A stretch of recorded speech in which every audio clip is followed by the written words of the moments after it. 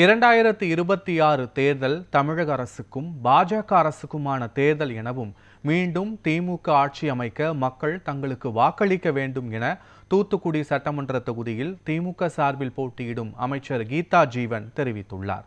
தூத்துக்குடியில் 5வது முறையாக சட்டமன்ற உறுப்பினராக போட்டியிடும் திமுக வேட்பாளர் சமூக நலன் மகளிர் உரிமைத்துறை அமைச்சர் கீதா ஜீவன் KVK நகர், மகிழ்ச்சிபுரம், டூவிபுரம், மணிநகர், மாதா கோவில், மேலரங்கநாதபுரம், ரகமதுல்லாபுரம், பால விநாயகர் கோவில் தெரு உள்ளிட்ட பகுதிகளில் பிரச்சாரம் மேற்கொண்டார்.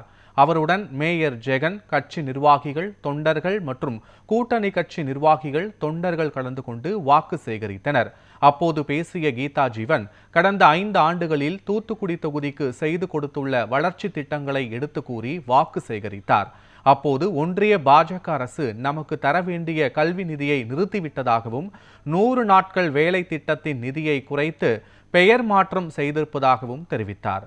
முதல்வர் கூறியது போல இந்த தேர்தல் தமிழக அரசுக்கும் ஒன்றிய அரசுக்குமான தேர்தல் என்றும் இதில் மீண்டும் தமிழகத்தில் ஸ்டாலின் ஆட்சி அமைந்திட பொதுமக்கள் தங்களுக்கு வாக்களித்து வெற்றி பெற செய்ய வேண்டும் என்றும் அவர் கேட்டுக்கொண்டார்.